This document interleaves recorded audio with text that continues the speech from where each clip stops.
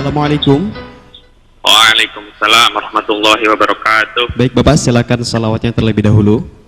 Allahumma salli ala Sayyidina Muhammad wa ala Allahumma ali salli Sayyidina alaihi. Muhammad. Allahumma shalli alaihi. Dengan Bapak siapa dari mana? Dengan hamba Allah dari Subang. Baik, silakan bisa bertanya langsung kepada Buya. Assalamualaikum warahmatullahi wabarakatuh, Buya. Waalaikumsalam warahmatullahi wabarakatuh. Semoga Buya dan segenap santri di sana selalu dalam lindungan Allah dalam masa pandemi ini, ya Allah. Amin, ya Allah. Rabbal alamin. Amin. Baik Buya, maaf izin bertanya di luar tema ya Buya, berkaitan dengan puasa ya. Saya agak takut ini. Pertama ya, saya itu selalu ini dalam sholat maupun sedang puasa selalu merasakan apa ya, asin di gigi gitu Buya. Saya takut itu masuknya ke dalam air liur yang sudah tercampur. Tapi asinnya itu selalu datang Buya. Bukan jadi setelah saya gosok gigi atau apapun itu selalu datang. Saya minta penjelasannya. Selalu datang? Gimana? Iya, iya. Jadi si rasa asin pada gigi itu seperti dahak gitu Buya, selalu datang. Saya nggak bisa apa ya, misalkan habis gosok gigi juga sama selalu ada. Kemudian Buya, masih berkaitan sama nanti puasa ya, saya takut juga apakah Buya yang namanya akidah itu harus diucapkan oleh hati. Misalnya saat kita beli obat, minum obat, hati itu harus selalu mengucapkan yang mengasih sembuh itu Allah gitu Buya. Apakah harus selalu diucapkan oleh hati atau gimana Buya? Kan kita itu ada masanya hati itu lupa ya Buya ya, saat melakukan yang berkaitan dengan akidah bahwa semuanya itu Allah yang menentukan gitu. Baik, itu saja Buya, mohon penjelasannya ya. Terima kasih. Wassalamualaikum warahmatullahi wabarakatuh. Assalamualaikum warahmatullahi wabarakatuh.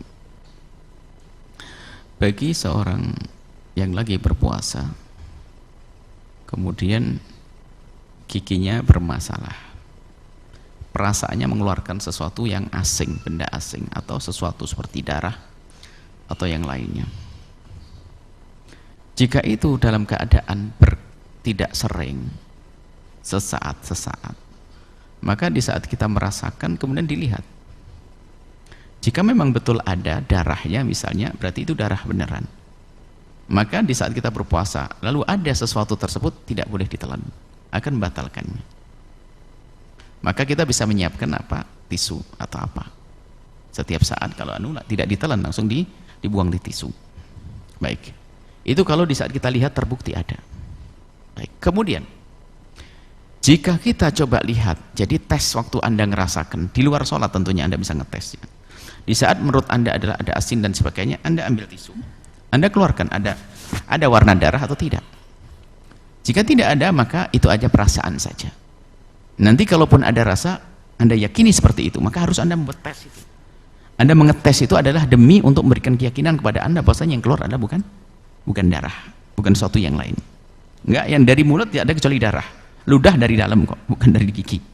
Jadi setelah enggak ada merahnya, enggak ada darahnya, berarti setelah itu Anda menjadi yakin. Setelah ada waktu sholat tiba-tiba ada asin dan sebagainya, ya bukan. Kita yakini bukan, karena bahannya perasaan saja yang asin.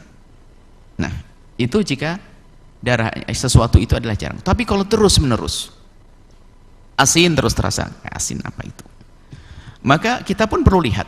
Di saat di luar sholat lihat, kalau dilihat memang nggak ada, kalau nggak ada berarti nggak usah kepikiran.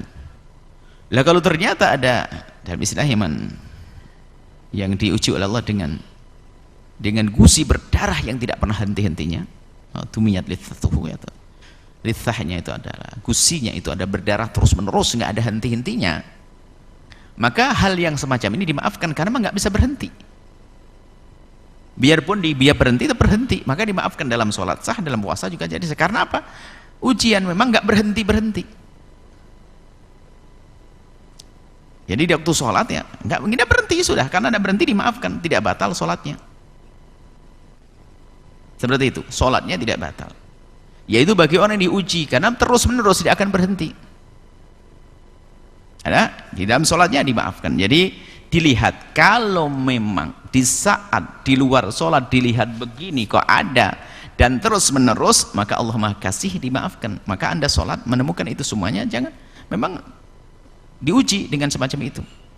Tidak harus berkumur dan selesainya bubar, nanti kumur nggak jadi sholat nanti, karena memang terus menerus. Berbeda jika darah itu keluarnya sifatnya kadang-kadang, maka hendaknya Anda memilih waktu sholat adalah yang tidak keluar darah. Dan jika ternyata keluar, maka Anda harus berusaha untuk membuangnya. Tidak boleh Anda menelannya, Anda membuangnya. Mungkin yaitu tidak menelan, Anda membuangnya mungkin dengan tisu, Pak. Jadi seperti itu. Kemudian bagaimana, kan darah najis dan sebagainya, itu semua najis dimaafkan bagi Anda karena Anda diuji dengan darah yang terus mengular, dimaafkan. Tapi sifatnya jarang-jarang, jangan ditelan seperti itu. Jadi biar tidak usah khawatir, karena was-was itu membahayakan sekali dalam ibadahnya seseorang, sehingga menjadi tidak khusyuk, menjadi sebab ibadahnya itu menjadi tidak enak. Akhirnya setan bisa masuk di dalamnya, akhirnya malas puasa, malas sholat. Wallahu a'lam bishawab. Pertanyaan keduanya Bu ya, tentang mengambil sebab, apakah harus menyertai muasir itu? Enggak. Jadi begini, yang penting Anda punya keyakinan bahwasanya menyembuhkan adalah Allah, tidak harus mengingat saat itu. Anda minum obat, masalah sebab. Tidak harus Anda mengucapkan dengan hati, tapi Anda sudah meyakini di hati. Tidak harus Anda ulang-ulang ucapan. Ini.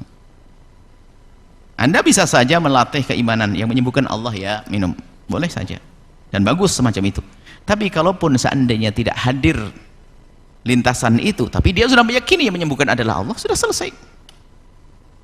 Dan itu dalam kehidupan sehari-hari kita tidak yakin yang menyangkan adalah Allah. Tapi dalam bahasa kita ini adalah bahasa seolah menyangkan, makan sana biar kenyang, kan begitu, seolah-olah makannya mengenyangkan. Tapi itu tidak syirik kita.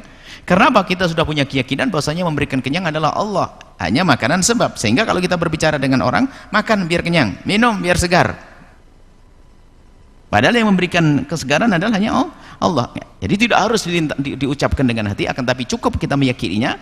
Kemudian setelah itu ambillah aktivitas, ambil sebab semuanya, tapi kan keyakinan sudah ada, semuanya dari Allah, yang beri adalah Allah, seperti itu. Allah a'lam bishawab.